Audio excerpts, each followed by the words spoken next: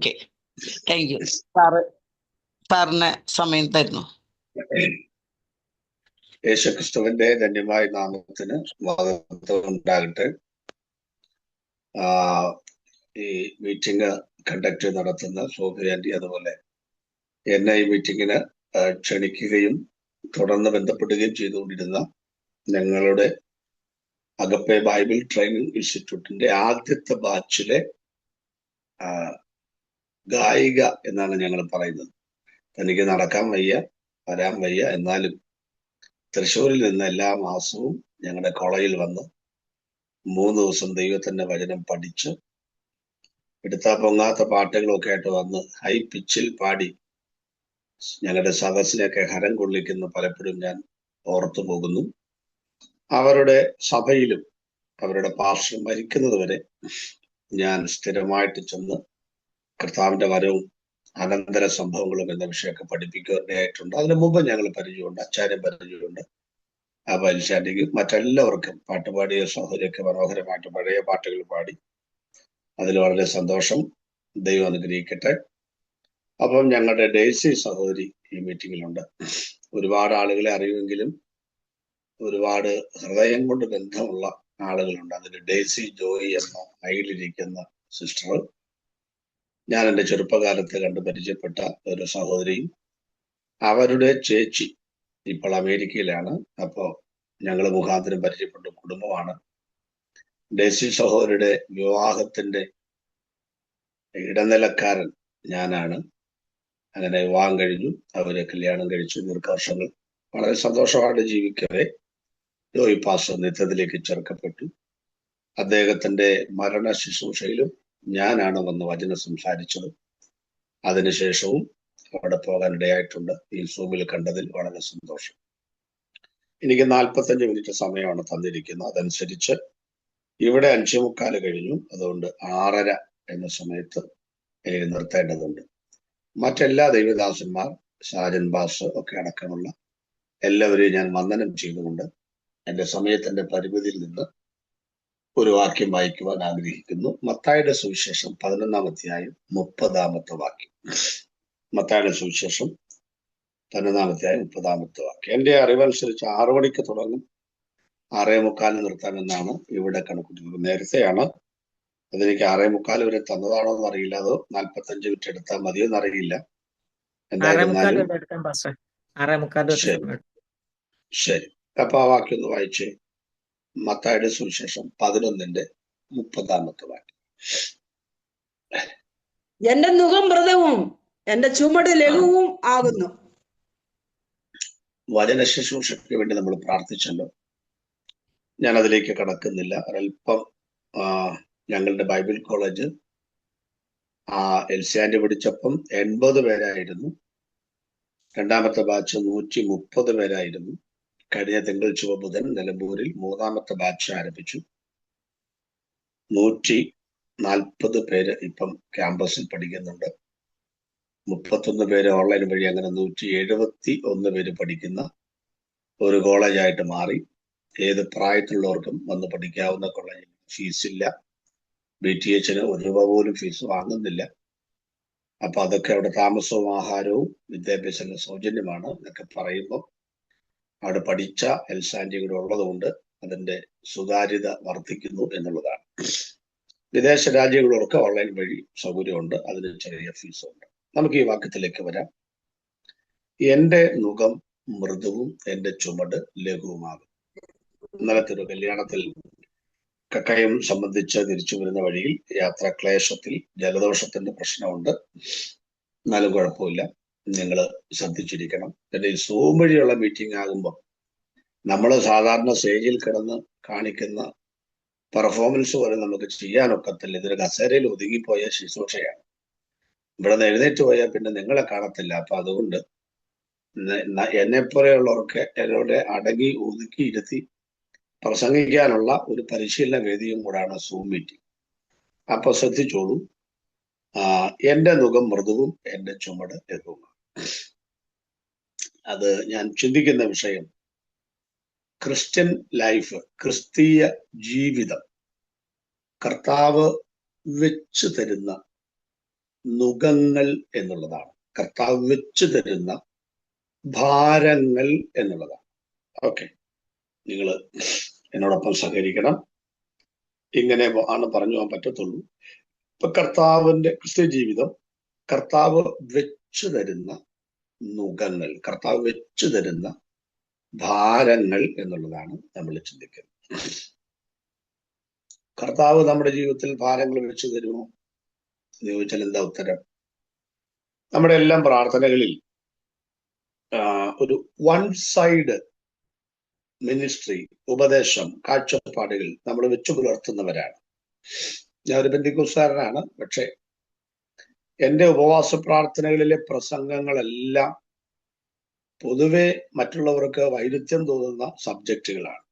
ഉദാഹരണം, നമ്മൾ പറയും പ്രാർത്ഥന കേൾക്കുന്ന ദൈവം. നല്ലൊരു കാര്യമാണ്. ഞാൻ പ്രസംഗിക്കുന്നത് അത് നാണയത്തിന്റെ ഒരു വശമാണ്. പ്രാർത്ഥന കേൾക്കാത്ത ഒരു ദൈവമുണ്ട്. പരിചയമുണ്ടോന്ന് എനിക്കറിയില്ല, എനിക്ക് പരിചയമുണ്ട്. ഒരുപാട് തവണ എനിക്ക് പരിചയമുണ്ട് പ്രാർത്ഥന കേൾക്കാത്ത ദൈവത്തെ, ഇപ്പോഴും പരിചയമുണ്ട്. അതുപോലെ മറ്റൊരു വിഷയമാണ്, നമ്മൾ പറയും ഉത്തരം തരുന്ന ദൈവം. അത് കേൾക്കുമ്പോൾ ഒരു സുഖമാണ്, പക്ഷെ അതൊരു വശമാണ്. മറുവശത്ത് ഉത്തരം മുട്ടിക്കുന്ന ഒരു ദൈവമുണ്ട്. നിങ്ങൾ ശരിയായ ഭക്തനാണെങ്കിൽ, ശരിയായ ഭക്തയാണെങ്കിൽ, എൻ്റെ അനുഭവവും വിശ്വാസം വെച്ച് പറയുന്നു, നിങ്ങൾ ഒരിക്കലെങ്കിലും ജീവിതത്തിൽ വഴിമുട്ടും, ഗതിമുട്ടും, ഉത്തരം മുട്ടും. ഏത് വഴി പോകണമെന്ന് അറിയാൻ മേലാതെ നിങ്ങൾ വിഷമിക്കും, വട്ടം കറങ്ങും. അത് ക്രിസ്ത്യൻ ലൈഫിന്റെ ഒരു പ്രത്യേകതയാണ്. ചില ആള് പറഞ്ഞേക്കാം വാക്ക് പറഞ്ഞാൽ മാറാത്ത ദൈവം. അതൊരു വശമാണ്. മറുവശമുണ്ട്, എന്നോട് അങ്ങനെ പറഞ്ഞിട്ട് അല്ലെങ്കിൽ വാക്ക് പറഞ്ഞിട്ട് മാറിപ്പോയ ചരിത്രം ബൈബിളിലുണ്ടോ? ഉണ്ട്. നിങ്ങൾ എനിക്ക് സമയം തരൂ, അപ്പൊ ഞാൻ പറയാം. വാക്ക് പറഞ്ഞിട്ട് ദൈവം അത് മാറ്റിക്കളഞ്ഞ സന്ദർഭങ്ങളുണ്ട്. അതുപോലെ നമ്മൾ പറയും കണ്ണുനീർ തുടയ്ക്കുന്ന ദൈവം. അത് ഒരു വശമാണ് സഹോദരിമാരെ. കരയിപ്പിക്കുന്ന ദൈവത്തെ പരിചയമുണ്ടോ? എനിക്ക് പരിചയമുണ്ട്, ഒരുപാട് തവണ പരിചയം. ഇപ്പോഴും കരയിപ്പിക്കുന്ന ദൈവത്തെ എനിക്കറിയാം. എനിക്ക് തോന്നും ഒരാവശ്യമില്ലാതെ ദൈവം കരയിപ്പിക്കുകയാണല്ലോ, പക്ഷെ ദൈവം നമ്മെ കരയിപ്പിക്കും.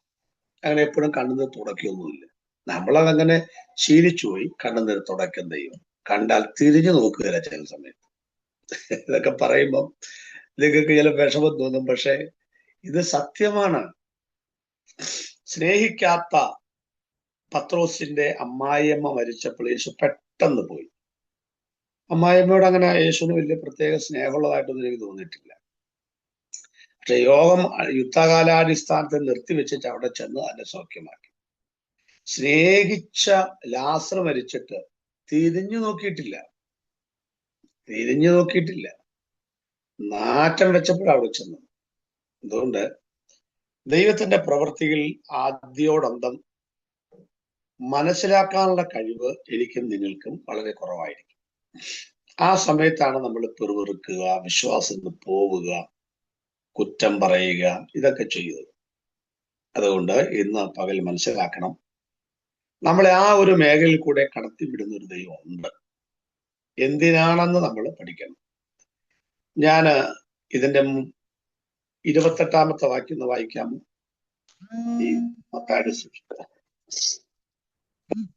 സാറേ, ഞാനൊരു സൂം മീറ്റിംഗിലാ.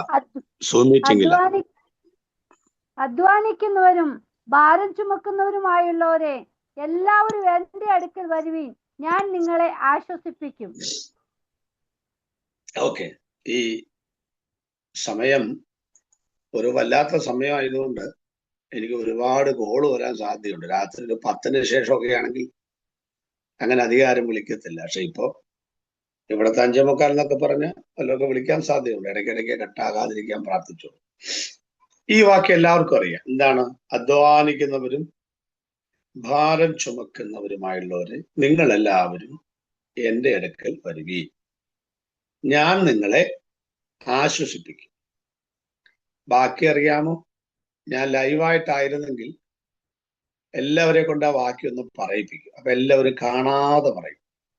കടന്നൽ കൂടെ ഇളകിയതുപോലെ പറയും. എന്താ കടന്നൽ കൂടെ ഇളകിയതെന്ന് പറയും. അത് കഴിഞ്ഞ് മഴ ചാറിയതുപോലെ നിൽക്കും. അപ്പൊ ഞാൻ പറഞ്ഞു ബാക്കി പറ. അപ്പൊ ആളുകൾ ബൈബിളിലേക്ക് നോക്കുന്നത് കാണാം. ബാക്കി പറയാനാ. എന്തു പറ്റി നമ്മുടെ ആളുകൾക്ക് എന്നാണ് ഞാൻ ചിന്തിക്കുന്നത്. എന്താ ബാക്കി പഠിക്കാത്തത്? ഉത്തരം, ആശ്വസിപ്പിക്കും. എല്ലാവരും യേശുവിനടുക്ക വാ. അത്രയും പഠിച്ചാ പോരെ? നമുക്കൊരാശ്വാസം പോരെ? നമുക്കൊരു വിടുതൽ പോരെ? നമ്മുടെ ഭാരങ്ങൾ ചുമന്നാ പോരെ? അങ്ങനല്ല. നമുക്കെല്ലാം റേഷൻ കാർഡുണ്ട്, പക്ഷെ നമ്മളാരും റേഷൻ കടയിൽ പോവാറില്ല. എവിടെ റേഷൻ കടയിൽ നിന്ന് പോലും അറിയാൻ മേലാത്ത ധാരാളം ആളുകളുണ്ട്. എപ്പോഴാ പോകുന്നത് സ്പെഷ്യൽ പഞ്ചസാര വരുമ്പോഴും നല്ല അരി വരുമ്പോഴും നമുക്ക് വീട്ടിലേക്ക് മേടിക്കാവുന്ന സാധനങ്ങൾ വരുമ്പോഴേ നമ്മൾ പോകത്തുള്ളൂ. ഇതുപോലെയാണ് ചില ആളുകൾ കർത്താവിനെയും ക്രൂശിനെയും കാണുന്നത്. നല്ല കാലത്ത് അവർ കർത്താവിന്റെ അടുക്ക വരികയില്ല. വരണമെങ്കിൽ ക്യാൻസർ, ഡയാലിസിസ്, ജപ്തി, പിന്നെ രോഗാതുരമായ ശരീരം, ലോൺ പാസ്സായില്ല, ചേട്ടൻ ഗൾഫിൽ 8 പ്രാവശ്യം ഇട്ടിട്ടും ശരിയായില്ല, പിള്ളേര് ഗുണമില്ല. ഇങ്ങനെ കെടുതികൾ വരുമ്പോഴാണ്, പന്നി വെടികൊള്ളുമ്പോഴാ മേലോട്ട് നോക്കുന്നു പറഞ്ഞ പോലെ കെടുതികൾ വരുമ്പോഴാണ് ആളുകൾ ക്രൂശിന്റെ ചുവട്ടിൽ വരുന്നത്. നമ്മൾ അങ്ങനെ അല്ല യേശുവിനെ പഠിക്കേണ്ടത്. അതുകൊണ്ട് ഞാൻ പിന്നീട് എപ്പോഴെങ്കിലും അതിന്റെ വിശദാംശങ്ങൾ കടന്നോളാം. ഇപ്പൊ ഞാന് രക്ഷിക്കപ്പെട്ടവർ തിരിച്ചറിയേണ്ട ചില കാര്യങ്ങളിലേക്ക് വരികയാണ്. അത് തിരിച്ചറിഞ്ഞില്ലെങ്കിൽ പ്രശ്നമാണ്. ഞാൻ രസകരമായൊരു കഥ പറയാം. പെരുമ്പാവൂർ മാർക്കറ്റിൽ നിന്ന് ഒരാൾ 2 കാളയെ വാങ്ങി ഉഴവ് നടത്താനായിട്ട് കൊണ്ടുപോയി. നമ്മുടെ സൂമിലുള്ളവരെല്ലാം പഴയ ആളുകളാണല്ലോ. പഴയ ആളുകൾ എന്ന് പറഞ്ഞാൽ ചില പ്രായമുള്ളവരാണ്, ഞാനടക്കം. എനിക്ക് 10-60 വയസ്സുണ്ട്. അപ്പൊ അതുകൊണ്ട് നമ്മളെല്ലാം CC അടഞ്ഞ് തീരാറായ വണ്ടി പോലെ ഉന്തിയും തള്ളി വേണം കൊണ്ടുപോകാനായിട്ട്. സ്വയം ഓടിപ്പോകാനുള്ള കപ്പാസിറ്റി ഒക്കെ കുറഞ്ഞു. അപ്പൊ ഈ പറയുന്നതല്ല നിങ്ങൾക്ക് മനസ്സിലാവും. അപ്പൊ 2 കാളയെ മേടിച്ചുകൊണ്ടുപോയി. കാളയെ വാങ്ങിയ സമയത്ത് ഈ മാർക്കറ്റിലുള്ളവരുടെ വാചകം എന്ന് പറഞ്ഞാൽ ഭയങ്കര വാചകം. ഉള്ള നുണയെല്ലാം പറയും. അപ്പൊ അങ്ങനെ അയാള് നിർത്താതെ പറഞ്ഞ കൂട്ടത്തിൽ പറഞ്ഞു, സാർ ഇത് ഒന്ന് തെളികുളമ്പനാണ്, ഒന്ന് സഹസ്രവടികനാണ് എന്ന് പറഞ്ഞു. ഒരു പുതിയ പേര് കേട്ടപ്പം പാവം പിടിച്ച മനുഷ്യനെ മനസ്സിലായില്ല. അങ്ങനെ ഫാൻസി പ്രൈസ്, മോഹവില കൊടുത്ത് 2 കാളയെ വാങ്ങി കൊണ്ടുപോയി. നുകം വെച്ച് പൂട്ടി ഉഴുതു മറിക്കുന്ന സമയത്ത് ഒരു പൊളി പൂട്ടി വന്നപ്പോൾ, റൗണ്ട് കറങ്ങി വന്നപ്പോൾ 2 കാളയും കിടന്നു, വെള്ളത്തിൽ കിടന്നു. നുകം ഒടിഞ്ഞു കുത്തി അവിടെ കിടന്നു. പഴയ ആളുകൾ ചെയ്യുന്ന കുറച്ച് കാര്യങ്ങളുണ്ട്. വാല് മടക്കി ഒടിച്ചു നോക്കുക, ശീമപ്പത്തൽ കൊണ്ട് അടിച്ചു നോക്കുക, തീപ്പട്ടിക്കുള്ളി കൊണ്ട് ഉരച്ച് കത്തിച്ചു നോക്കുക. ഈ വക അഭ്യാസങ്ങളെല്ലാം നടത്തിയിട്ടും കാള എഴുന്നേൽക്കുന്നില്ല, ഉഴവ് നടക്കുന്നില്ല. അയാൾ തിരിച്ചു മാർക്കറ്റിൽ കൊണ്ടുപോയി വാങ്ങിയ ആളുമായി ഭയങ്കര ബഹളത്തിനിടയിൽ ആ മനുഷ്യൻ പറയുന്നുണ്ട്, ചേട്ടാ ഞാൻ പറഞ്ഞാണല്ലോ തന്നത്. ഇയാൾ പറഞ്ഞ എന്നാ പറഞ്ഞെന്നാ? പഞ്ചായത്ത് പ്രസിഡന്റും മധ്യസ്ഥന്മാരും കൂടി എന്താ പ്രശ്നം എന്ന് ചോദിച്ചു. അപ്പൊ ഇയാള് പറഞ്ഞു, മോഹവില കൊടുത്താണ് കാളയെ വാങ്ങിയത്, ഇയാള് പറ്റിച്ചു. അപ്പൊ ഇയാള് പറഞ്ഞു, ഞാൻ പറഞ്ഞാണ് കൊടുത്തത്. അപ്പൊ പറഞ്ഞു, എന്തോ പറഞ്ഞു? ഒന്ന്, തെളികുളമ്പനാണെന്ന് ഞാൻ പറഞ്ഞായിരുന്നു. അതിനർത്ഥം എന്നാന്ന് അറിയത്തില്ല. ഇതാണ് പ്രശ്നം.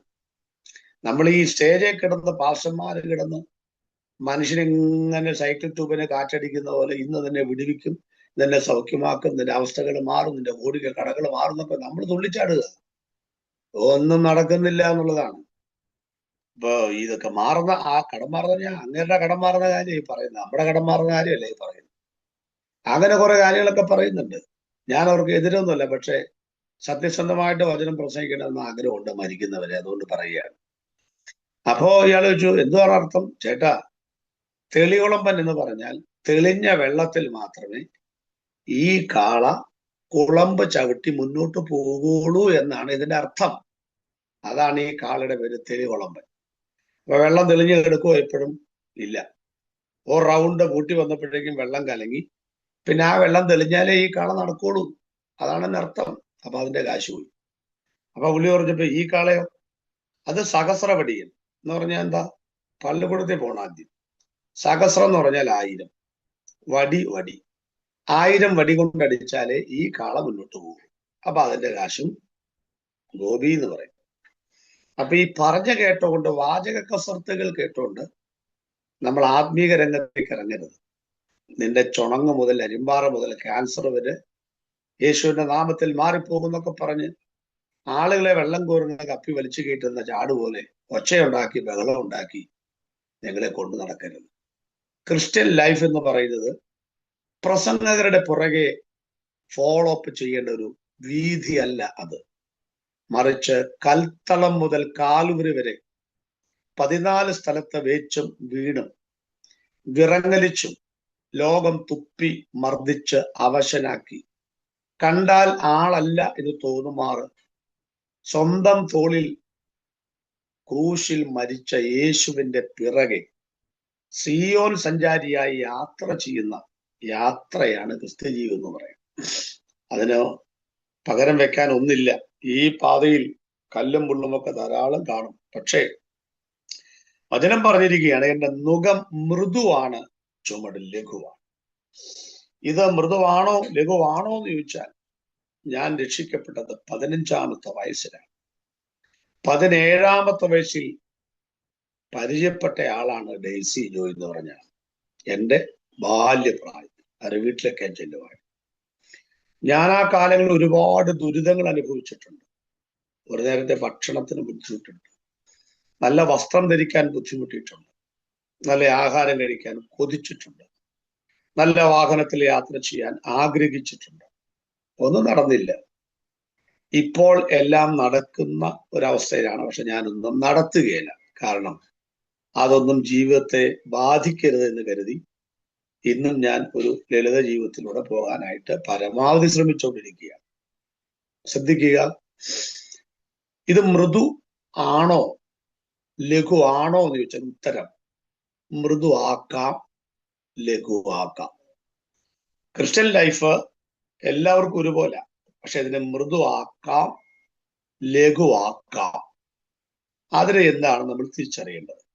4 കാര്യങ്ങൾ തിരിച്ചറിയണം. ആ 4 കാര്യങ്ങൾ പറയുമ്പോൾ എന്റെ പ്രസംഗത്തിന് ഞാൻ അവസാനം കുറിക്കും. ഒന്നുകൂടെ പറയുന്നു, ക്രിസ്ത്യ ജീവിതം മൃദുവാണ്, ലഘുവാണ്. പക്ഷെ നമുക്ക് പലപ്പോഴും അത് മൃദുവല്ലാതായി തോന്നുന്നത്, പ്രയാസമായി തോന്നുന്നത് അതിന്റെ കാരണം എന്താണ്? അത് മൃദുവാക്കാം, ലഘുവാക്കാം. അതിന് നമ്മൾ തിരിച്ചറിയേണ്ട 4 കാര്യങ്ങൾ ഞാൻ പറയും. ഒന്നാമത്തെ തിരിച്ചറിയും, എഴുതി വെക്കണം നിങ്ങൾ, അങ്ങനെ തന്നെ നിങ്ങൾ പഠിക്കണം. ദാനമല്ല വലുത്, ദാതാവാണ് വലുത്. കേട്ടോ, എഴുതി വെക്കണം. ഇതൊക്കെ കിട്ടുന്ന കാര്യം. ദാനമല്ല വലുത്, ദാതാവാണ് വലുത്. എന്താ ഈ പറയുന്നതിന്റെ അർത്ഥം? നമ്മുടെ 90% ആളുകളും കർത്താവിൽ നിന്ന് എന്ത് കിട്ടുന്നു എന്നതിന്റെ അടിസ്ഥാനത്തിൽ മുൻപോട്ട് പോകാം എന്ന് തീരുമാനിക്കുന്നവരാണ്. പക്ഷേ ഇന്ന് ഈ സന്ധ്യാസമയം ദൈവമക്കളെ നമ്മൾ മനസ്സിലാക്കണം, കൊടുത്തു വാങ്ങലുകളിൽ അധിഷ്ഠിതമല്ല ക്രിസ്തീയ ജീവിതം. ഒന്നുകൂടെ പറഞ്ഞോട്ടെ, കൊടുത്തു വാങ്ങലുകളിൽ അധിഷ്ഠിതമല്ല ക്രിസ്തീയ ജീവിതം എന്ന് പറഞ്ഞാൽ, യേശു എനിക്ക് എന്ത് തരുന്നു എന്നതിന്റെ അടിസ്ഥാനത്തിൽ ഞാൻ കർത്താവിന് എന്തെങ്കിലും ചെയ്യാം എന്ന് പറയുന്ന ഒരു ജീവിതമല്ല ക്രിസ്തീയ ജീവിതം എന്ന് പറയും. എന്താ അങ്ങനെ പറയാൻ കാര്യം? പറയാം. കർത്താവിന് നമുക്ക് തരുവാനുള്ളതിൽ വെച്ച് ഏറ്റവും വലുത് എന്താണ്? ഉത്തരം എല്ലാവരെങ്കിലും സ്വർഗമാണെന്ന് ഞാൻ പറയില്ല.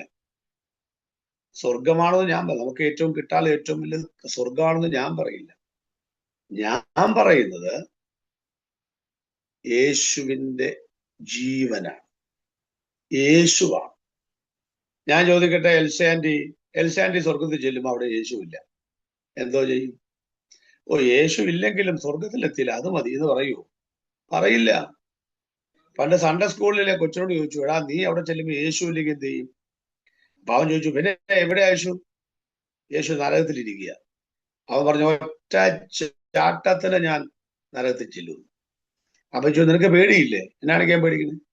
എന്റെ യേശു എവിടെയാണോ അവിടെയാണ് എന്റെ സ്വർഗം. അവിടെ നമ്മള് സ്വർഗത്തിൽ പോകുന്ന യേശു ഉള്ളത് കൊണ്ടാ.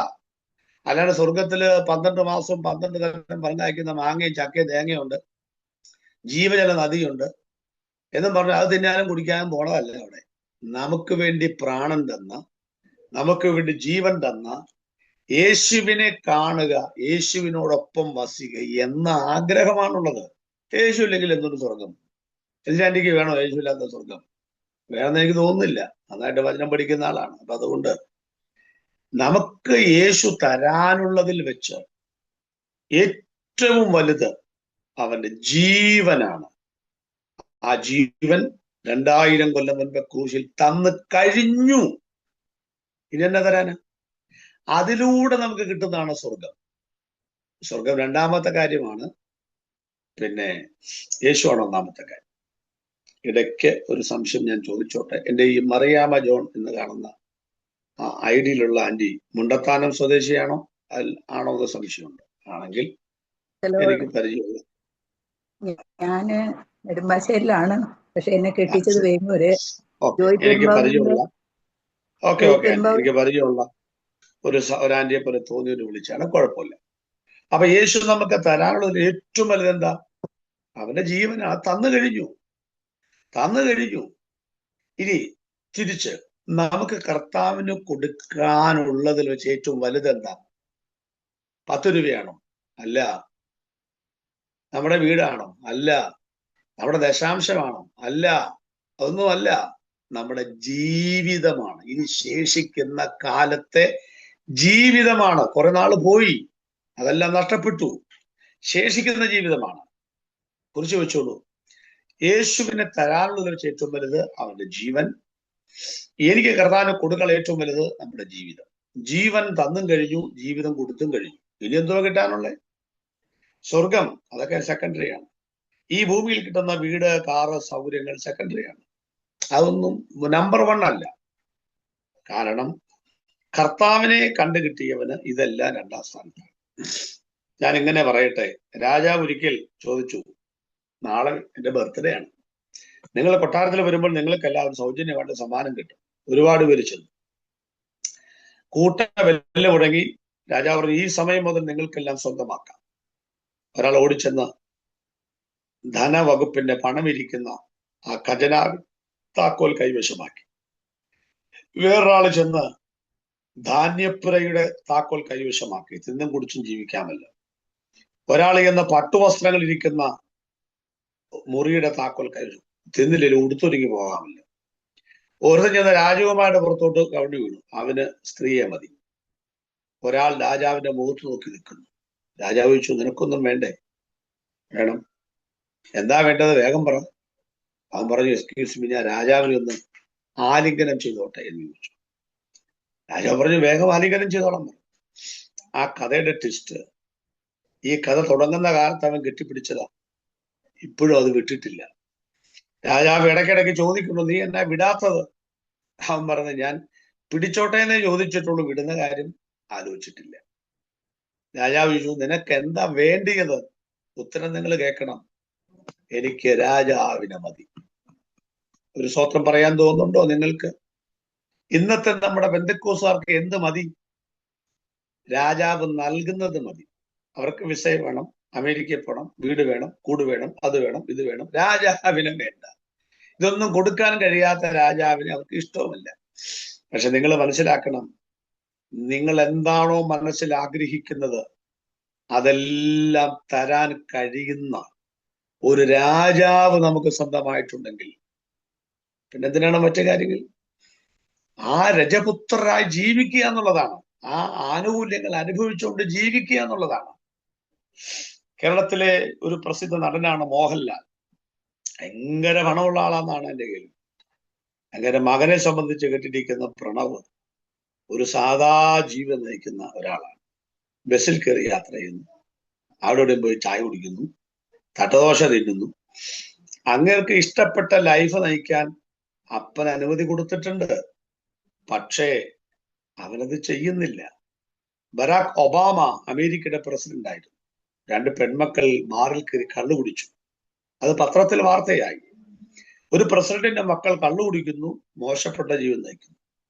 ഒരു ഫേമസ് ആയ ആളുടെ മകൻ ലളിത ജീവൻ നയിക്കുന്നു. 2 പേരും വലിയ ആൾക്കാരുടെ മക്കളാണ്. അപ്പൊ പൈസ ഇല്ലാത്തതുകൊണ്ടല്ല, അത് എൻജോയ് ചെയ്യുകയാണ്. നമുക്ക് എല്ലാം തരാൻ കഴിയുന്ന ഒരു ദൈവം എന്റെ അപ്പനായിട്ടുണ്ടെന്ന് പറയുന്നതാണ് നമ്മുടെ ബലം.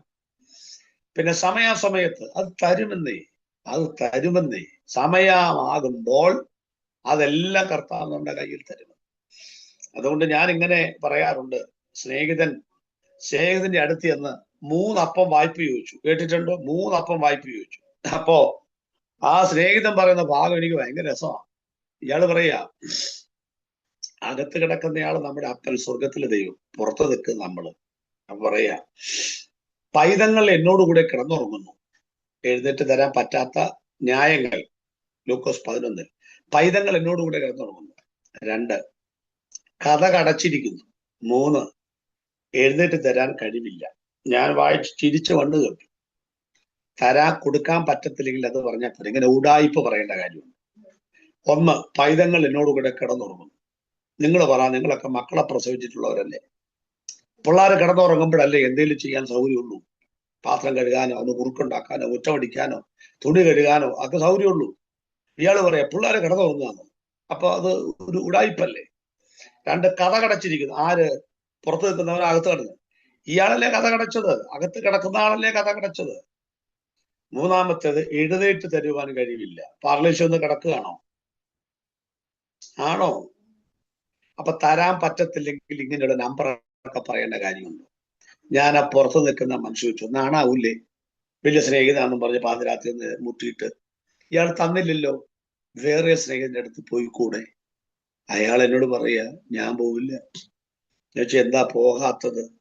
അയ്യോ, 2 കാര്യങ്ങൾ അങ്ങനെ എന്നോട് പറഞ്ഞു.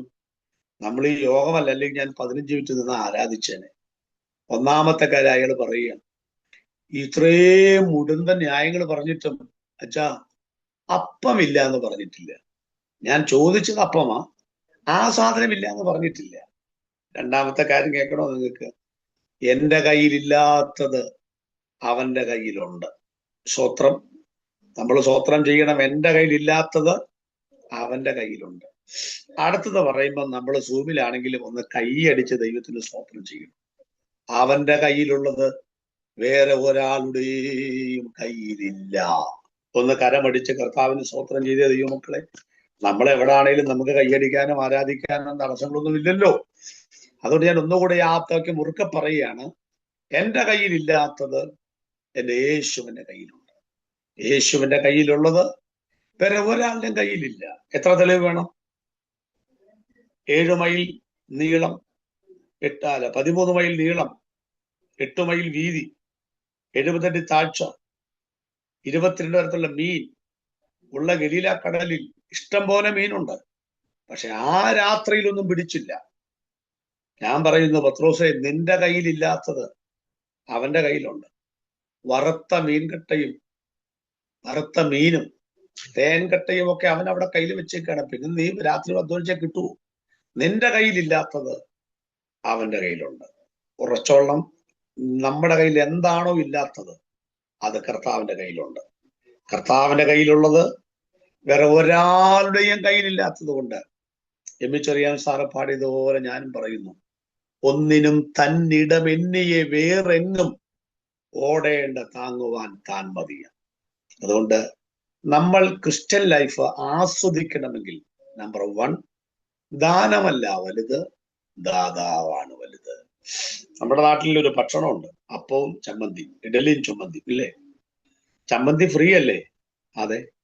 അതുകൊണ്ട് ഏതെങ്കിലും കടയിൽ ചെന്നിട്ട് 2 അപ്പവും 1 ഗ്ലാസ് ചമ്മന്തി തരാൻ പറഞ്ഞ ആരെയും അല്ല, അപ്പത്തിന് 1 ഗ്ലാസ്, ചേട്ടാ അപ്പത്തിന് എന്താ വില? 10 രൂപ. ചമ്മന്തിക്ക് വിലയില്ല. എന്നാൽ 2 ഗ്ലാസ് ചമ്മന്തി 1 ഗ്ലാസ് വെള്ളവും തരാൻ പറഞ്ഞാൽ നിങ്ങൾക്ക് ആരെങ്കിലും തരുമോ? അപ്പത്തിന്റെ കൂടെ ഉള്ളതാണ് ചമ്മന്തി, മനസ്സിലായോ? അല്ലാണ്ട് ചമ്മന്തിയുടെ കൂടെ ഉള്ളതല്ല അപ്പം. കർത്താവ് എന്തോ പറഞ്ഞു? എന്നെ നോക്ക്, നിങ്ങൾ ആക്ഷൻ കാണിച്ചോളൂ, അതോടുകൂടെ ഇനി തിരിച്ചു പിടിക്കണം. ഇതൊക്കെയും കേട്ടോ, ഒന്നുകൂടെ പറഞ്ഞ്, അതോടുകൂടെ ഇതൊക്കെയും. നമ്മളിപ്പോ എന്താ പറഞ്ഞുകൊണ്ടിരിക്കുന്നത്? ഇതോടുകൂടെ ഇവിടത്തെ വീട് കാർ ഇതില്ലെങ്കിൽ വലിയ പ്രശ്നമാണ്. ഇതോടുകൂടെ അതൊക്കെയും വിട്ടുകളാ നിങ്ങളതൊക്കെ. അതാണ് വലുത്. നിങ്ങൾ ക്രിസ്തുവിനോടുകൂടെ ഉയർത്തെന്നിട്ടിരിക്കുന്നു എങ്കിലും ഭൂമിയിലുള്ളതല്ല ഉയരത്തിലുള്ളത് അന്വേഷിപ്പീൻ. അത് ഉയരത്തിലുള്ളത് എന്താണെന്ന് അറിയണ്ടേ. ഞങ്ങളുടെ ഡേസി സഹോദരി ഒരുപാട് ദുഃഖിക്കുന്ന ഒരു സഹോദരിയാണ്. എനിക്കറിയാം ആ സഹോദരി ചിരിക്കാൻ പോലും ബുദ്ധിമുട്ടാണ്. കാരണം തന്റെ പ്രിയപ്പെട്ടവനെ എത്രമാത്രം മാറോട് ചേർത്തിരുന്നു എന്നുള്ളത് എനിക്കറിയാം. പക്ഷെ ആ സഹോദരിക്കും പ്രത്യാശിക്കാൻ വകയുണ്ട്. കാരണം കുഴിച്ചിട്ട കുഴിമാടത്തിലേക്കല്ല ആ സഹോദരി നോക്കേണ്ടത്, അതവിടെ ലയിച്ചുപോയി. ഉയരത്തിലേക്ക് നോക്കുമ്പോൾ തന്റെ പ്രിയപ്പെട്ടവൻ അവിടെ ഉണ്ടെന്നേ. യേശു കർത്താവ് അവിടെ ഉണ്ടെന്നേ. ആദാം മുതൽ ഈ യോയിപ്പാസ് അടക്കമുള്ള ഭക്തന്മാർ അവിടെ ഉണ്ടെന്നേ. ഉയരത്തിലുള്ളത് ഓർക്കുമ്പോഴാണ്, ഞാനും അങ്ങോട്ട് ചെല്ലാനുള്ളവളാണെന്ന് ഓർക്കുമ്പോഴാണ് സന്തോഷം ഉണ്ടാകുന്നത്. ഡേസി സഹോദരിയുടെ പിള്ളേർ എനിക്കറിയാം. ഒരാൾ ഡൽഹിയിലാണ്, ഒരാൾ ഇവിടെ ഉണ്ട്, ഒരാൾ അമേരിക്കയിൽ പോയിരിക്കട്ടെ. അമേരിക്കയില് ഭർത്താവും പോയി, പിള്ളേരും പോയി. ഈ പുള്ളിക്കാരത്തി പോയിട്ടില്ലെങ്കിൽ ഫാമിലി വിസയ്ക്ക് വേണ്ടി നോക്കി നിൽക്കുകയല്ലേ. എന്താ കാര്യം? എനിക്കും കൂടെ അങ്ങോട്ട് ചെന്നാൽ എന്റെ ഭർത്താവും പിള്ളേർ അവിടെയുണ്ട്. അതാണ് നമ്മുടെ സ്വർഗരാജ്യ പ്രവേശനം. നമ്മൾ അവിടേക്ക് പോകാനുള്ളവരാണ്. നമ്മുടെ ശാശ്വതമായി ഇവിടെ അവിടെയാണ്, ഇവിടെ അല്ല. അതൊക്കെ നമ്മളാണ്. ദാനമല്ല വലുത്, അപ്പം അല്ല വലുത്, അപ്പനാണ് വലുത്. അത് നമ്മൾ മനസ്സിലാക്കണം, ചിന്തിക്കണം. രണ്ടാമത്തെ ചിന്ത, ഭേദഗതികൾ ആവശ്യപ്പെടരുത്. നമ്മള് ക്രിസ്ത്യൻ ലൈഫ്, ക്രിസ്ത്യ ജീവിതം അത് മൃദുവാകണമെങ്കിൽ, ലഘുവാക്കണമെങ്കിൽ, കഠിന ഭാരമായിട്ട് അയ്യോ എനിക്ക് ജീവിക്കാൻ വയ്യേ, എനിക്ക് താങ്ങാൻ വയ്യേന്ന് പറയാതിരിക്കണമെങ്കിൽ ഈ 4 അറിവുകൾ വേണം. 1, ദാനമല്ല വലുത്, ദാതാവാണ് വലുത്. 2, ഭേദഗതികൾ ആവശ്യപ്പെടും. അഡ്ജസ്റ്റ്മെന്റുകൾ ചോദിക്കരുത് ദൈവത്തോട്. അങ്ങനെ ചെയ്യാമോ, ഇങ്ങനെ ചെയ്യാമോ ഒന്നും ചോദിക്കരുത്. നമ്മുടെ ആളുകളൊക്കെ അഡ്ജസ്റ്റ്മെന്റ് പഠിച്ചവരാ. 21 സുവാസം വെച്ചാൽ ആദ്യത്തെ 7 ദിവസം ആരും വരില്ല. എന്താ കാര്യം? ഉപവാസം വെച്ചത് പാസ്റ്ററല്ലേ, പുള്ളി ഉപവസിക്കട്ടെ. 2ാമത്തെ ആഴ്ചയിൽ 6-7 പേര് വരും. അവര് വന്ന് ഉച്ച കഴിഞ്ഞ് വിളിച്ചു ചോദിക്കും മറ്റുള്ളവര്, ഇടി നീ പോയായിരുന്നോ?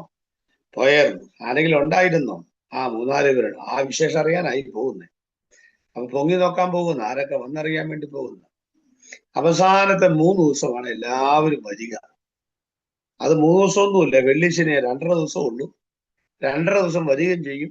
2.5 കിലോയുടെ കഞ്ഞി, പിന്നെ വാഴക്കൂമ്പും ഏത്തക്കായും കൂടെ വെട്ടിക്കണ്ടിച്ചത് 1/2 കിലോയും 500 ഗ്രാമിന്റെ അല്ലെങ്കിൽ 50 ഗ്രാമിന്റെ നാരങ്ങയൊക്കെ കടിച്ചു പൊട്ടിച്ച് 2 ഗ്രാം. എന്തിനാന്ന് എനിക്കറിയാൻ മേല. ബാക്കിയെല്ലാം അഡ്ജസ്റ്റ്മെന്റ്. എന്നിട്ട് പറയും 21 ദിവസം ഉപവസിച്ച് പ്രാർത്ഥിച്ചു. അല്ല, ഞങ്ങൾക്ക് നാളെ ഒരു ഉപവാസ പ്രാർത്ഥന ഉണ്ട് കേട്ടോ, നിങ്ങൾ ആരും വേണ്ടി പോരെ. നല്ല ഉപവാസ പ്രാർത്ഥന 5 ദിവസം. വർഷത്തിലൊരിക്കൽ ഭാര്യയും ഭർത്താവും മക്കളും കമ്പൽസറി ഉപവസിച്ച് പ്രാർത്ഥിച്ചിരിക്കണം. ഞാൻ കൊടുത്തിരിക്കുന്ന നിർദ്ദേശമാണ്. ഞങ്ങൾ മറ്റുള്ള ഉപവാസ പ്രാർത്ഥന നടത്തുന്നവരല്ല നടത്തുന്നത്. ഞങ്ങളുടെ കോളേജ് പോലും വെറൈറ്റിയാണ്. എൽസാൻഡിയോട് ചോദിച്ച എൽസാൻഡി പറയും. ഞങ്ങളുടെ ഉപവാസം എന്നറിയാമോ? കഴിഞ്ഞ പ്രാവശ്യം എൽസാൻഡി പൈസ കൊടുത്തു എനിക്കറിയില്ല. രാവിലെ ഫുഡിന് എത്ര രൂപ, ഉച്ചയ്ക്ക് എത്ര രൂപ, കഞ്ഞിക്ക് എത്ര രൂപ, ഇടനേരത്തെ 2 കാപ്പിക്ക് എത്ര രൂപ, എല്ലാം കൂടെ കൂടി 150 രൂപയാണ് റിഡക്ഷൻ സൈൻ ഞാൻ ഇട്ടിരിക്കുന്നത്. അതായത് മൊത്തം 250 ഇറച്ചയ്ക്ക് പിന്നെ കഴിക്കും 500 രൂപ. പക്ഷെ മൊത്തത്തിൽ ചെറിയ പ്രശ്നം 150 രൂപ. ഈ 150 രൂപ ഒരു ദിവസം ഉപവസിക്കുന്ന ഒരാൾ എനിക്ക് 150 രൂപ തരും. ഇതൊക്കെ പഠിക്കണം. ഞാൻ ഉപവസിക്കുകയാണ് എത്ര ദിവസം? 5 ദിവസം. എന്റെ ചോദ്യം, 5 ദിവസത്തെ അരി എന്ത്? അത് വീട്ടിലിരിപ്പുണ്ട്. സവാള ഉള്ളി വീട്ടിലിരിപ്പുണ്ട്. ചെറുപയറ്, പഞ്ചസാര അത് വീട്ടിലിരിപ്പുണ്ട്. അത് ആർക്കെങ്കിലും കൊടുത്തോ? ഇല്ല. ആര് തിന്നും? ഞാൻ തന്നെ തിന്നും. എപ്പോ? ഇത് കഴിയുമ്പം. അപ്പൊ ആർക്ക് ലാഭം? നിങ്ങൾക്ക് ലാഭം. ആർക്കാ ലാഭം? ഞാനിപ്പോ 750 ഒരു 5 ദിവസം അങ്ങോട്ട് കൊടുക്കണം. ആ പൈസയാണ് ഞങ്ങള് ചില മാസം തിങ്കളാഴ്ച ആദ്യം എന്റെ ഓഫീസിലാണ് വരിക. സാറേ ഞാൻ 5 ദിവസം ഉപവസിക്കുകയാണ്, അപ്പൊ 750 വെച്ചു. ആ 750 രൂപയാണ് പ്രസംഗം വരുന്ന പാസ്റ്റർമാർക്ക് കൊടുക്കുന്നത്. കഴിഞ്ഞ ഞങ്ങൾക്ക് 14,000 രൂപ ബാക്കിയാണ്. സ്വത്ര കാഴ്ചയൊന്നുമില്ല. കണ്ടോ? ഇതിനൊന്നും ആരും സ്വോത്രം പറയുന്നില്ല. എനിക്ക് മനസ്സിലായി നിങ്ങൾ ആരും നിലമ്പൂർക്ക് വരുന്നില്ല എന്ന് എനിക്ക് ഇരിപ്പുണ്ടെന്ന് മനസ്സിലായി. ദൈവം നിങ്ങളെ അനുഗ്രഹിക്കട്ടെ കേട്ടോ. അപ്പോ അങ്ങനെ വേണ്ടി ഉപസിക്കുക. നമ്മൾ ഉപേക്ഷിച്ചു എന്ന് പറയുന്ന ഭക്ഷണം ഉപേക്ഷിച്ചു എന്ന് പറയുന്ന സാധനം, ആ പൈസ സുവിശേഷകരെ കൊണ്ടു കൊടുക്കുക. അപ്പൊ അതുകൊണ്ട് യോഗം നന്നായിട്ട് നടക്കട്ടെ. എനിക്കല്ലേ ഉപസിക്കുന്നത്. നമ്മൾ തന്നെ തിന്നുന്നതാണ്. നമ്മുടെ ബഡ്ജറ്റിൽ കുറവ് വരുത്തി ലാഭം വരുന്നതാണ് ഉപവാസം. ഓക്കെ. അപ്പൊ നിങ്ങൾ അഡ്ജസ്റ്റ്മെന്റ് ചെയ്യരുത്. ആരാധന അഡ്ജസ്റ്റ്മെന്റ് ചെയ്യരുത്. അവിടെ പോകാനുണ്ട്, ഇവിടെ പോകാനുണ്ട്, കുഞ്ഞുമയെ കാണാനുണ്ട്, രോഗിയായിട്ട് കിടക്കുകയാണ്. ഞാൻ സ്തോത്രത്തോടെ നെഞ്ചിൽ കൈവച്ച് പറയട്ടെ, നാളത്തെ കാര്യം അറിഞ്ഞുകൂടാ. 46 കൊല്ലമായി ഞാൻ രക്ഷിക്കപ്പെട്ടിട്ട്, 33 കൊല്ലം, 44 കൊല്ലം. ഈ 44 കൊല്ലമായി ഞാൻ സത്യസന്ധമായിട്ട് പറയുകയാണ്, അങ്ങനെ കാര്യമായ രോഗങ്ങളൊന്നും വന്നിട്ടില്ല, വരാതിരിക്കട്ടെ. ഒരൊറ്റ സഭായോഗം ഞാൻ ഇന്ന് വരെ മുടങ്ങിയിട്ടില്ല. 44 കൊല്ലമായി ഒരു ഞായറാഴ്ച സഭായോഗം. എന്നെ ആരും നിർബന്ധിച്ചില്ല. ഞാൻ ഇത്രയും വർഷം ഇപ്പോഴും ഞാൻ പാസ്സല്ല. എനിക്ക് സഭാചാർജില്ല. 10-12 വർഷം സഭാചാർജില്ല. പക്ഷെ സഭകളുടെ ചുമതലയുണ്ട്. പക്ഷെ എനിക്ക് എവിടെയും പോകാതിരിക്കാം. പക്ഷെ 46 വർഷമായി ഒറ്റ സഭായോഗം ഞാൻ മുടക്കിയിട്ടുണ്ട്. ഒരു കോംപ്രമൈസ് ഉണ്ട് അതിനകത്ത്.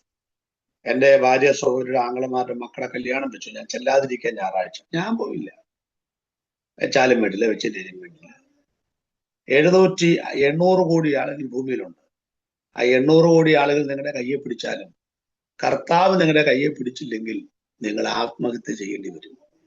പക്ഷെ യേശു നിങ്ങളുടെ കയ്യെ പിടിച്ചിട്ടുണ്ടെങ്കിൽ ഈ 800 കോടി ആളുകളും കണ്ടിട്ടും കാണാതെ കടന്നുപോയാലും നിങ്ങൾ അവസാനിക്കില്ല മക്കളെ. ഒരു പിടി മാവേ ഉള്ളെന്ന് അത് ഇങ്ങോട്ട് കൊടു. തമ്പുരാൻ ഒരു പിടിയെടുത്ത് കലത്തിലിട്ടാൽ നിനക്കത് പിടികിട്ടുകയില്ല. ഇത് എന്താ സംഭവം നമുക്ക് പിടികിട്ടത്തില്ല. അത്ര അത്ഭുതകരമായ സംഭവമായിരിക്കും. അതുകൊണ്ട് ഒരു അഡ്ജസ്റ്റ്മെന്റും ദൈവത്തോട് പറയും. കർത്താവെ അങ്ങനെ മതിയോ? പോരാ. ഇങ്ങനെ മതിയോ? പോരാ എന്ന് പറയുന്നത്. രക്ഷിക്കപ്പെട്ട് സ്ഥാനപ്പെട്ട് കഴിഞ്ഞാൽ കള്ളു കുടിക്കരുത്, വീടി വലിക്കരുത്, അങ്ങനെ ഒരുപാട് കാര്യങ്ങൾ ചെയ്യണമല്ലോ എന്ന് കരുതിയല്ല രക്ഷിക്കപ്പെടാതിരിക്കുന്നത്. അത് നമ്മൾ പേടിക്കണ്ടേ. നിങ്ങളെ കല്യാണം കഴിച്ചവരല്ലേ. നിങ്ങളെ കല്യാണം കഴിച്ചപ്പോ നിങ്ങളോട് എന്തോ ചോദിച്ചു? ഞാൻ ഇന്നലെ കക്കയത്തൊരു കല്യാണം നടത്തിച്ചു വരിക ഞങ്ങളുടെ സഭയുടെ. ആ കൊച്ചോട് 3 ചോദ്യം ചോദിച്ചുള്ളൂ. 3ാമത്തെ ചോദ്യം, നിന്റെ അടുത്ത് നിൽക്കുന്ന ഈ ചെക്കനെ ഭർത്താവായി സ്വീകരിക്കാൻ സമ്മതമാണോ? അതൊന്നും സമ്മതമാണെന്ന് പറഞ്ഞു ഞാൻ കെട്ടിച്ചു കൊടുത്തേച്ചു പോകുന്നു. ഞാൻ ചോദിക്കട്ടെ, സമ്മതമാണോ എന്ന് ചോദിക്കുന്ന ചോദ്യത്തിൽ 36 ചോദ്യമല്ലേ? എന്താ 36 ചോദ്യം? ഇവന്റെ അപ്പനെ നിന്റെ അപ്പനായി സ്വീകരിക്കാൻ സമ്മതമാണോ? അതിനകത്തില്ലേ? ഉണ്ട്. ഇവന്റെ അമ്മയെ നിന്റെ അമ്മയായിട്ട് സ്വീകരിക്കാൻ സമ്മതമാണോ? അതിനകത്തുണ്ട്. ഇവന്റെ നശൂലം പിടിച്ച നാത്തൂന്മാരെ അഡ്ജസ്റ്റ് ചെയ്യാൻ സമ്മതമാണോ? അതിനകത്തുണ്ട്. ഇവന്റെ മക്കളെ പ്രസവിച്ച അമ്മയായിരിക്കാൻ സമ്മതമാണോ? അതിനകത്തുണ്ട്. ഇവന്റെ ക്രയവിക്രയ സ്വാതന്ത്ര്യയിരിക്കുന്ന സാധനങ്ങൾ നിന്റെ കൈവശം വെച്ച് അനുഭവിക്കേണ്ടി വന്നാൽ നിനക്ക് സമ്മതമാണോ? അതിനകത്തുണ്ട്.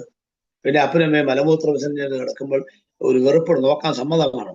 അതിനകത്തുണ്ട്. ആ ചോദ്യമൊക്കെ അതിനകത്തുണ്ട്. ഇതെല്ലാം കൂടെ നിങ്ങളോട് ചോദിച്ചിരുന്നെങ്കിൽ നിങ്ങൾ എപ്പോഴേ പടിഞ്ഞാറ് വിശുദ്ധ വാതിലൂടെ മദ്ബഹയം തകർത്ത് നിങ്ങൾ പണ്ടേ സ്ഥലം വിട്ടേനെ. കെട്ടിക്കാൻ നിൽക്കുമ്പോൾ ഈ 300 ചോദ്യം ചോദിച്ചാൽ ആരെയും കെട്ടാൻ നിൽക്കുവോ? നിൽക്കുകയല്ല. ഒറ്റ ചോദ്യം. ഈ നിൽക്കുന്ന ചെക്കൻ നോക്കുക, പഴുതാര മീശ, കർത്താവ്, ചുരുളം മുടി, സുന്ദരൻ, സുമുഖൻ. അതെ, ഇവന്റെ കൂടെ നടക്കാൻ ഇഷ്ടമാണോ? അതാ അങ്ങനെ കൈ കൊടുത്തത്. കല്യാണം എക്സ്പീരിയൻസ് അല്ലല്ലോ. ഞാൻ നോക്കട്ടെ എന്നിട്ട് പിന്നെ പറയും. ഇപ്പോഴത്തെ പിള്ളേർക്കല്ലേ പിന്നെ ലിവിങ് ടുഗദർ. നമ്മൾക്കൊക്കെ അങ്ങനെയാണോ? അങ്ങനെ എടുത്ത് ചാടുകല്ലേ. എന്താ കാര്യം? ഇവനെ കണ്ടോണ്ടാ ഞാൻ ചോദിക്കുന്നത്. ഇനിയുള്ള ജീവിതം മുഴുവൻ വാതിലിന്റെ മറവിൽ നിന്നുകൊണ്ട് പെണ്ണ് കാണാൻ വന്ന ചെക്കന്റെ കയ്യിലോട്ട് ജീവിതം കൊടുക്കാൻ കാണിച്ച ആ തന്റെ ഇടമുണ്ടല്ലോ, ആ മനസ്സുണ്ടല്ലോ, ഇതുപോലെ നിങ്ങൾ തൊട്ടടുത്ത് നിൽക്കുന്ന ആത്മീക മണവാളനാകുന്ന കർത്താവിന്റെ കയ്യിലോട്ട് ഇനിയുള്ള ജീവിതം കൊടുക്കാൻ കാണിക്കുന്ന ആ തന്റെ ഇടമുണ്ടല്ലോ, അത് മതി നമുക്ക് ജീവിക്കാൻ. ആ വിശ്വാസം മതി നമുക്ക് ജീവിക്കാൻ. അതുകൊണ്ട് ഉപേക്ഷിച്ചിട്ട് പോകും. എന്റെ അപ്പന് 13 പ്രാവശ്യം നാട് വിട്ട് പോയിട്ടുണ്ട്. അങ്ങനെ നമ്മൾ ഉപേക്ഷിക്കുന്ന കർത്താവിനെയാണോ വിശ്വസിക്കുന്നത്? നിങ്ങൾ കൈ കൊടുത്താൽ നിങ്ങളുടെ ഭർത്താക്കന്മാരെല്ലാം നിങ്ങളുടെ കൂടെ ഉണ്ടോ? ഇപ്പം ചിലപ്പോ കാണത്തില്ല. എല്ലാം ഇപ്പോഴും സന്തോഷമായിരുന്നോ? ആയിരുന്നില്ല. പക്ഷെ നമ്മൾ ആത്മീകമായി കൈ കൊടുത്തിരിക്കുന്ന കർത്താവിന്റെ പ്രത്യേകത, തകർന്ന ജീവിതത്തെയാണ് അവൻ പിടിച്ചിരിക്കുന്നത്. ഉടഞ്ഞ ശരീരത്തെയാണ് പിടിച്ചിരിക്കുന്നത്. വിതുമ്പുന്ന ഹൃദയത്തെയാണ് കർത്താവ് കൈയേറ്റിരിക്കുന്നത്. അവൻ ഒരു കാലത്തും തള്ളിക്കളയുകയില്ല. അതുകൊണ്ട് കർത്താവ് നമ്മളോട് ഭേദഗതികൾ പറയാറില്ല. നാം കർത്താവിനോടും കർത്താവ് അങ്ങനെ മതി, ഇങ്ങനെ മതി സൂം മീറ്റിങ്ങിന് കയറാൻ ഒക്കുകയില്ല, ഞാൻ എല്ലാ ആഴ്ചയും പോകാൻ ഒക്കുകയില്ല, കല്യാണത്തിന് പോകണം, പിള്ളേരെ നോക്കാൻ പോകണം. ഈ വക കാര്യം നമ്മൾ കർത്താവിനും വരുന്നത് ഭേദഗതിയിൽ പറയരുത്. മൂന്നാമത്തെ കാര്യം, വാശി പിടിക്കരുത്. കേട്ടോ, പെന്തിക്കോസ്തുകാർക്ക് ഭയങ്കര വാശിയാണ്. ഞാൻ 25 വർഷം 10 സഭയിൽ പാസ്സായിരുന്നു. അപ്പൊ ഒരു പഴഞ്ചൊല്ല് തന്നെയുണ്ട്. എന്നാ പറയുമ്പോ, പണ്ടൊരു അമ്മച്ചി പ്രാർത്ഥിച്ചു, കർത്താവേ ഞാൻ 21 ഇരിക്കുകയാണെന്ന് നീ അറിയുന്നുവല്ലോ. ഭീഷണിയാണ്. എന്താ ഭീഷണി എന്ന് പറഞ്ഞാൽ, ഈ 21 കഴിയുമ്പോഴേക്കും നീ എന്റെ കാര്യങ്ങൾക്കൊരു തീരുമാനമാക്കിയില്ലെങ്കിൽ നിന്റെ കാര്യത്തിന് ഞാൻ തീരുമാനമാക്കും എന്ന് തന്നെയായി പറഞ്ഞതിന്റെ അർത്ഥം. എന്ന് പറഞ്ഞാൽ ഞാൻ ഇനി പള്ളിയിലും മതിയല്ല, പ്രാർത്ഥിക്കുകയില്ല, കൊട്ടുപാടി അവസാനിപ്പിച്ചു എന്നാ പറഞ്ഞതിന്റെ അർത്ഥം. അങ്ങനെ വാശി പിടിക്കരുത്.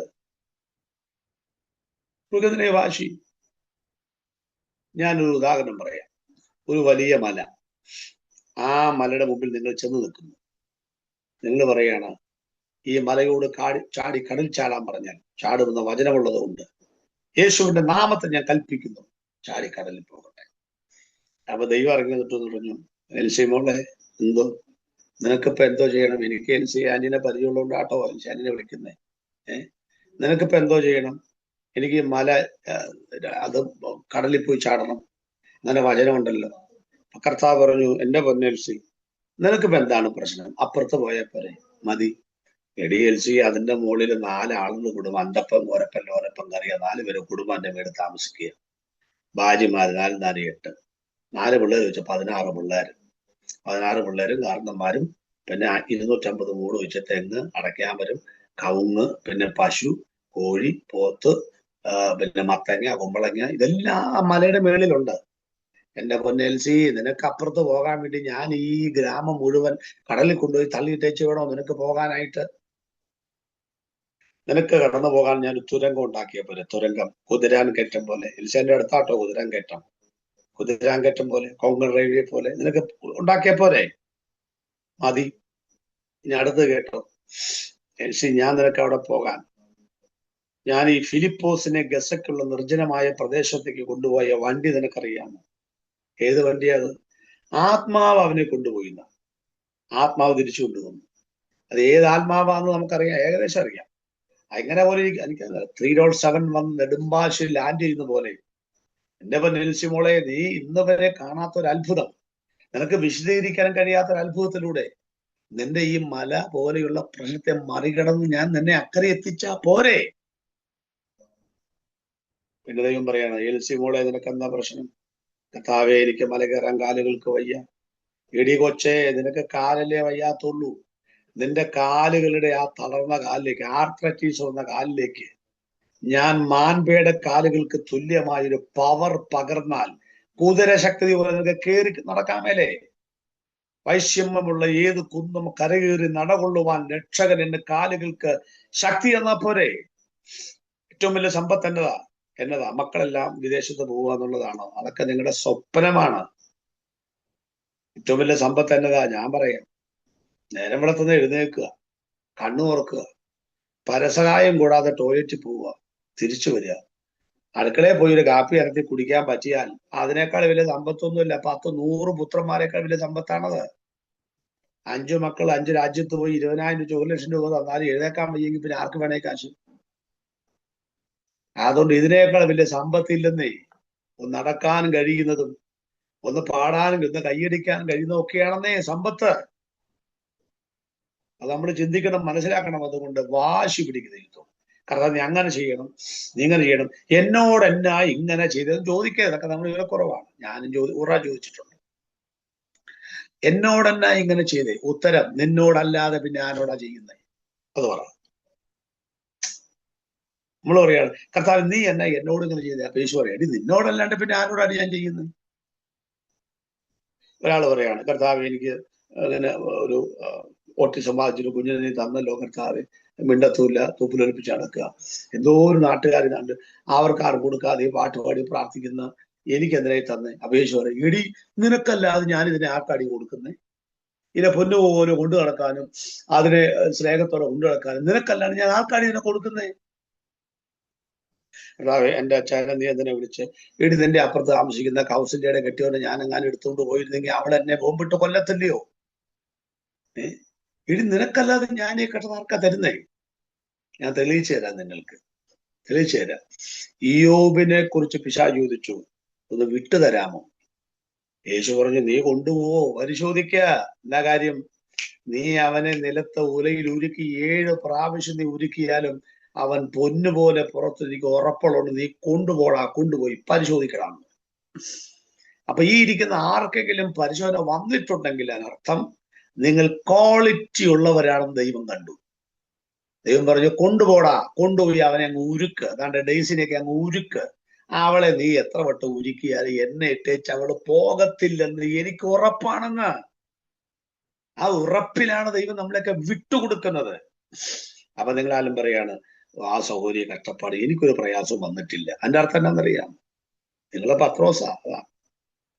യേശു പറഞ്ഞു, പത്രോച്ചാ, എന്തോ നിന്നെ ഗോതമ്പ് പോലെ പാറ്റേണ്ടതിന് ആ പുള്ളി പല പ്രാവശ്യം ചോദിച്ചു, ഞാൻ നിന്നെ വിട്ടുകൊടുത്തില്ല. എന്താ കാര്യം? വിട്ടുകൊടുത്തല്ല ആ വഴി പോകും പോലെ നീ. അല്ലെങ്കിൽ തന്നെ കർത്താവ് ഉയർത്ത് കഴിഞ്ഞപ്പോ 7 പേരെയും കൊണ്ട് മീൻ പിടിക്കാൻ പോയ കഥാപാത്രമാണ് നീ.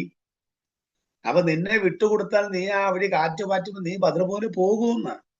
വിട്ടുകൊടുക്കാത്തവർ, പ്രശ്നങ്ങൾ വരാത്തവർ നിഗളിക്കരുത്. നിങ്ങൾ വിശ്വാസത്തിൽ സമ്പന്നരായതുകൊണ്ടല്ല, മറിച്ച് നിങ്ങൾ വിശ്വാസത്തിൽ കുറവുള്ളതായതുകൊണ്ടാണ് വിട്ടുകൊടുക്കാത്തത്. എന്തെങ്കിലും ദുരിതങ്ങൾ അനുഭവിക്കുന്നവരുണ്ടെങ്കിൽ മനസ്സിലാക്കുക, നിങ്ങൾ ISI മാർക്കുള്ളവരാണ്. നിങ്ങൾ അതിനകത്തൊന്നും കർത്താവിനെ കളയത്തില്ലെന്ന് കർത്താവിനറിയാം. അതുകൊണ്ട് വിട്ടുകൊടുത്തവർ, രോഗങ്ങൾ, ഭാരങ്ങൾ, എന്തെങ്കിലുമൊക്കെ നഷ്ടം വന്നവർ കരമുയർത്തി സ്തോത്രം ചെയ്യണം. ഇനി വിട്ടുകൊടുക്കാത്തവര് സ്തോത്രം ചെയ്യണം. കർത്താവ് നീ എന്നെ വിട്ടുകൊടുത്തില്ലല്ലോ, അതുകൊണ്ടാണ് നിനക്ക് 2 പേര് സ്തോത്രം ചെയ്യണം. അപ്പൊ ഞാൻ 3 കാര്യങ്ങൾ പറഞ്ഞു. എനിക്കിനി കുറച്ച് സമയം, 10 മിനിറ്റ് കൂടെ ഉണ്ട്. ഒന്നാമത്തെ കാര്യം എന്താ? ഈ നുകം മൃദുവാക്കണമെങ്കിൽ, ഈ നുകം ലഘുവാക്കണമെങ്കിൽ, ഒന്ന്, ദാനമല്ല വലുത്, ദാതാവാണ് വലുത് എന്ന് തിരിച്ചറിയണം. 2, ഭേദഗതികൾ, അഡ്ജസ്റ്റ്മെന്റുകൾ കർത്താവിനോട് ആവശ്യപ്പെടരുത്. 3-ാമത്തെ കാര്യം, വാശി പിടിക്കരുത്. ഇങ്ങനെ കർത്താവ് ചെയ്യാവൂ, ഇങ്ങനെ ഒന്നും പറയരുത്. യേശു അല്ലേ നമ്മുടെ മാതൃക. യേശു പറഞ്ഞ കേട്ടോളണം, കഴിയുമെങ്കിൽ. ബാക്കി നിങ്ങൾ ചുണ്ടുകൊണ്ട് പറഞ്ഞ് ഓണാക്കൊന്നും വേണ്ട. കഴിയുമെങ്കിൽ. അപ്പൊ ആഗ്രഹം എന്താ? ഇത് മാറിപ്പോണമെന്നാണ്. എന്റെ പറയാ, എങ്കിലും കണ്ടോ, ദൈവഹിതത്തിന് ഏൽപ്പിച്ചു കൊടുക്കുന്ന ആ മാതൃക കണ്ടോ നിങ്ങൾ? എങ്കിലും ഹൃദയത്തിൽ നിന്ന് പുറപ്പെടുന്ന കാപ്പിലാര ഞെരുമ്പുകൾ വികസിച്ച് തകർന്ന് രക്തകണങ്ങൾ ചോര തുള്ളി കണക്കെ രോമകൂപങ്ങൾ പുറത്തോട്ട് വരിക. 10 കാര്യങ്ങൾ ഓർത്താ കർത്താവിന്റെ ചങ്ക് പൊട്ടിയത്. 10 കാര്യങ്ങൾ. എനിക്ക് സമയമില്ല, പറയാണ്. അതുകൊണ്ട് ഇതൊക്കെ സഹിക്കാൻ വയ്യാത്തോണ്ടാ. കഴിവെങ്കിൽ ഇതങ്ങ് മാറ്റിത്താ പറയാ. എങ്കിലും എന്റെ ഇഷ്ടമല്ല. അപ്പൊ എന്റെ ഇഷ്ടം എന്തുവാ? എന്റെ ഇഷ്ടം എന്തുവാ? ഈ കഷ്ടത അനുഭവിക്കാൻ കഴിവില്ലെന്നാ. പക്ഷെ നിന്റെ ഇഷ്ടം എന്താ? അതിലൂടെ ഞാൻ കടക്കണമെന്നാ. കാരണം ക്രൂശില്ലാതെ കിരീടമില്ല. മരണമേ എന്ന് നിനക്ക് വെല്ലുവിളിക്കണമെങ്കിൽ നീ അരിമത്തിക്കാരൻ യോസേഫിന്റെ അലറിൽ പോയി ഇരുന്നേ പറ്റത്തുള്ളൂ. അതുകൊണ്ട് 4-ാമത്തെ കാര്യം എന്താണെന്നറിയാമോ? നിങ്ങൾ പഠിക്കേണ്ട പാഠമാണ്. ഒരു മൃഗവും തന്റെ തോളിൽ യജമാനൻ വെച്ച ആ നുകം യജമാനന്റെ പെർമിഷൻ കൂടാതെ എടുത്തു മാറ്റാൻ അവകാശമില്ലാത്തതാകും. നന്നായിട്ട് എഴുതി വെച്ചോളാം കേട്ടോ. ഒരു മൃഗവും യജമാനൻ തോളിൽ വെച്ച നുകം യജമാനന്റെ പെർമിഷൻ കൂടാതെ എടുത്തു മാറ്റാൻ പാടില്ലാത്തതാണ്. ഇവിടെ നമ്മൾ അവതരിപ്പിക്കുന്നത് നുകമാണ്. നുകം, ഒരു നുകം എന്ന് പറഞ്ഞാൽ എന്താ? ഒരു നുകം എന്ന് പറഞ്ഞാൽ ദാണ്ട ഇങ്ങനെ വെച്ചിരിക്കുന്നു. അതിന്റെ 2 ഭാഗത്തെ 2 കാളകളാണ് ഇല്ലേ? നിങ്ങൾക്ക് അതൊക്കെ അറിയാമല്ലോ, പഴയ കണ്ട് കാണാം. നമ്മളൊക്കെ ഒരു പ്രശ്നം, നമ്മൾ ഒറ്റക്കാളയാണെന്നാ. വടക്കേന്ത്യയിൽ ഉഴുതുമറിക്കുന്ന ഒറ്റക്കാളയാണെന്നാ. ഒറ്റക്കാളയല്ല, നമ്മൾ 2 കാളയുടെ കൂടെ. അപ്പോ എൽസാൻഡി ഒരു വശത്ത്, ഇപ്പുറത്താര? അച്ചായനാന്നോ? അല്ലെന്ന്. അതൊക്കെ 20-ാമത്തെ വയസ്സിലും 25-ാമത്തെ വയസ്സിലൊക്കെ കിട്ടിയ ആളല്ലയോ? അപ്പൊ രക്ഷിക്കപ്പെട്ടപ്പോൾ ഒരു വശത്ത് ഒരു കാള, ഇപ്പുറത്താരാ നിൽക്കുന്നേ? ഞാൻ പറയാം. നമ്മൾ ആദ്യമായിട്ട് ഉഴുതുമറിക്കുമ്പോൾ 2 പുതിയ കാളയെ വെച്ച് ഉഴുവത്തില്ല. ഉഴുവോ? ഇല്ല. ഉഴവത്തില്ല. ഇവിടെ അച്ചായമാര് ഒക്കെ ഇരിക്കുന്നുണ്ട്. രണ്ട്, ഈ പുതിയ കാളയ്ക്ക് ഉഴവറിയത്തില്ല. അത് കിടന്ന് ബഹളം വെക്കും, കയറ് പൊട്ടിക്കും, മുഖം പൊട്ടിക്കും, ഏത്തപ്പഴത്തിന്റെ തൊലി, വാഗമരത്തിന്റെ തണല്, കാടി വെള്ളം ഒക്കെ കാണുമ്പം അത് കുടിക്കാൻ വേണ്ടി കെട്ടുപൊട്ടിക്കും. സമയമാകാതെ യജമാനൻ കെട്ടടിച്ചു വിടും. അപ്പൊ ഈ പുള്ളി ഇങ്ങനെ പോകാൻ നോക്കുമ്പോഴും ഈ പുള്ളിയെ വലിച്ചുകൊണ്ട് പോകുന്ന ആരാന്നറിയാമോ? ഇപ്പുറത്ത് നിൽക്കുന്നൊരു കാളയുണ്ട്. അവനറിയാം 12 മണിക്കല്ല അവിടെ വരുന്ന 3 മണിക്കാണ്. ആ 3 മണിയാകുമ്പം വെച്ച യജമാനൻ തന്നെ ആ മുഖം എടുത്തു മാറ്റി അതിനെ ഫ്രീഡം, സ്വതന്ത്രമായിട്ട് വിടും. അപ്പൊ ആ പുള്ളിക്കറിയാം ഉഴവ് തീരാതെ പോകത്തില്ലെന്ന്. തന്റെ ശുശ്രൂഷാകാലം തികഞ്ഞ ശേഷം അവൻ തന്റെ വീട്ടിലേക്ക് പോയി എന്നാണ് സെഖര്യാവിനെ കുറിച്ച് വായിക്കുന്നത്. എന്റെ പ്രിയപ്പെട്ടവരെ, നിങ്ങൾ ചിന്തിക്കണം. നിങ്ങളുടെ ഭാര്യയും ഭർത്താവാകുന്ന മുഖം കുടുംബത്തെ സംബന്ധിച്ചാണ്. വിശ്വാസ മാർഗത്തിൽ ഡെയ്സി ഇവിടെ ഒരു ഭാഗത്ത് നിൽക്കുന്നെങ്കിൽ മുഖത്തിന്റെ ഇപ്പുറത്ത് നിൽക്കുന്ന ആ കൂറ്റൻ കാള ആരാണ്? നിങ്ങൾ ചിന്തിച്ചിട്ട് പറ. പലപ്പോഴും എനിക്ക് ഒരു പ്രാവശ്യം എനിക്ക് തോന്നി, സുവിശേഷ വില ഇങ്ങനെയൊക്കെ ചെയ്താൽ മതിയോ അല്ലേ? ഒരു പ്രാവശ്യം. സാറേ, ഞാനൊരു സൂം മീറ്റിംഗില്ല, പിന്നെ വിളിക്കണേ.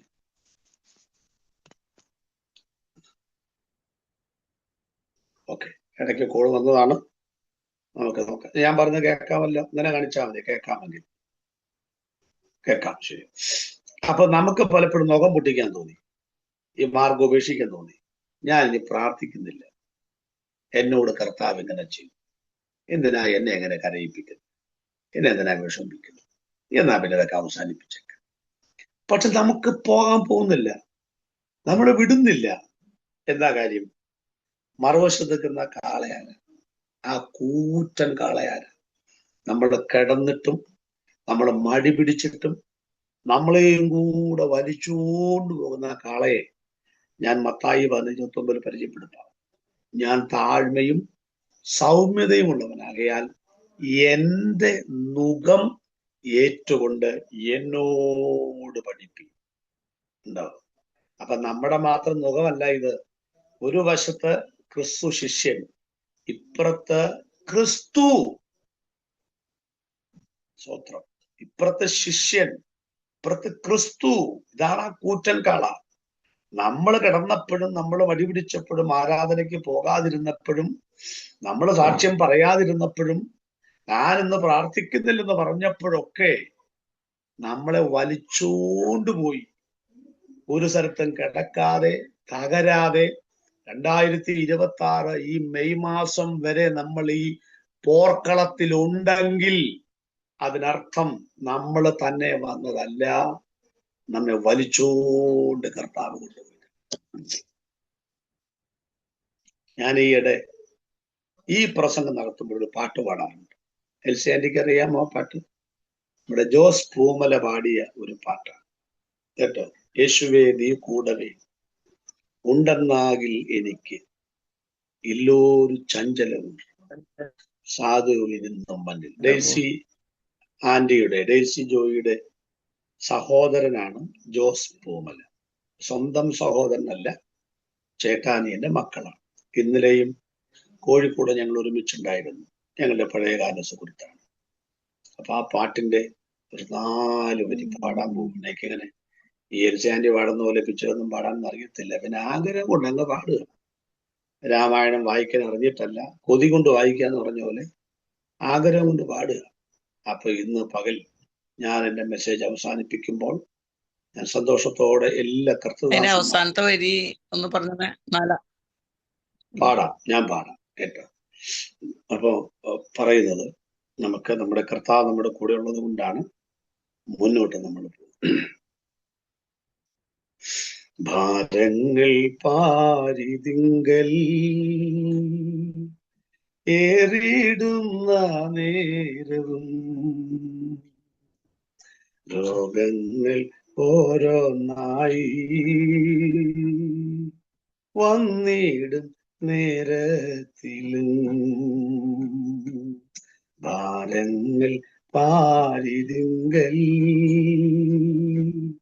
ഏറിടുന്ന നേരവും രോഗങ്ങൾ ഓരോന്നായി വന്നിടും നേരത്തിലും നീ കൂടെ ഉണ്ടെന്നാകിൽ, നീ കൂടെ ഉണ്ടെന്നാകിൽ, നീ കൂടെ ഉണ്ടെന്നാകിൽ ഇല്ലൊരു ചഞ്ചലവും. നീ കൂടെ ഉണ്ടെന്നാകിൽ, നീ കൂടെ ഉണ്ടെന്നാകിൽ, നീ കൂടെ ഉണ്ടെന്നാകിൽ ഇല്ലൊരു ചഞ്ചലവും. യേശുവേ നീ കൂടവേ ഉണ്ടെന്നാകിലെനിക്ക് ഇല്ലൊരു ചഞ്ചലവും. സാധുവിനിന്നും മണ്ണിൽ യേശുവേ നീ കൂടവേ ഉണ്ടെന്നാകിലെനിക്ക് ഇല്ലൊരു ചഞ്ചലവും. സാധുവിനിന്നും മണ്ണിൽ നീ കൂടെ ഉണ്ടെന്നാകിൽ, നീ കൂടെ ഉണ്ടെന്നാകിൽ, നീ കൂടെ ഉണ്ടെന്നാകിൽ ഇല്ലൊരു ചഞ്ചലവും. നീ കൂടെ ഉണ്ടെന്നാകിൽ, നീ കൂടെ ഉണ്ടെന്നാകിൽ, നീ കൂടെ ഉണ്ടെന്നാകിൽ ഇല്ലൊരു ചഞ്ചലവും. സഹോദരി സഹോദരന്മാരെ, ദൈവദാസന്മാരെ, നമുക്ക് നമ്മുടെ കണ്ണുകളെ അടയ്ക്കാം. എന്റെ മുഖം മൃദുവും എന്റെ ചുമട് ലഘുവും. എന്നാലും കർത്താവ് ചിലപ്പോഴൊക്കെ ഞങ്ങൾ പറഞ്ഞു പോയിട്ടുണ്ട്, വല്ലാത്ത ഭാരമാണല്ലോ കർത്താവ്, ഭയങ്കര വേദനയാണല്ലോ കർത്താവ്, ഇത് കയറാൻ പറ്റുന്നില്ലോ ഈ കയറ്റം. മറ്റുള്ളവർക്ക് ആർക്കും ഇല്ലാത്ത വേദനകൾ എനിക്കെന്തിനാ തരുന്നത്? നീ എന്തിനാണ് പലപ്പോഴും എന്നെ അടിക്കുന്നത്? ഇത്രമാത്രം വേദനിപ്പിക്കാൻ ഞാൻ എന്താ ചെയ്തത് എന്നൊക്കെ നമ്മൾ ചോദിച്ചിട്ടുണ്ട്.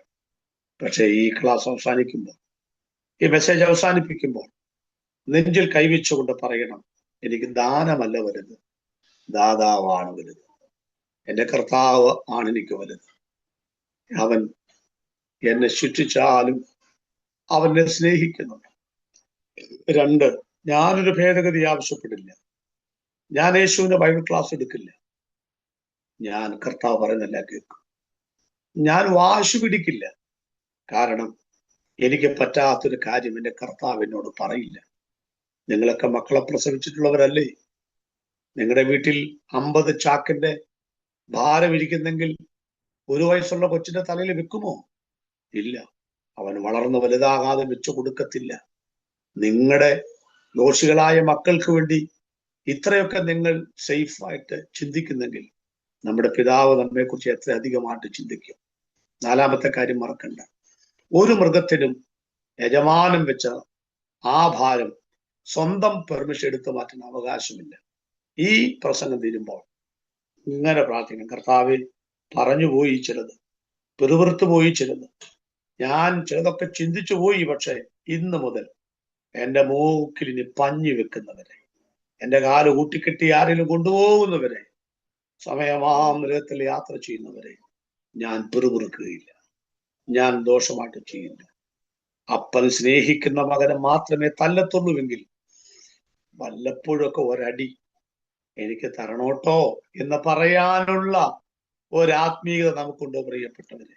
എന്നെ എപ്പോഴും സ്നേഹിച്ചുകൊണ്ട് നടക്കാതെ ഇടയ്ക്കൊരു നുള്ള്, ഒരു പിച്ച്, ഒന്ന് കരയാനൊരു അവസരം.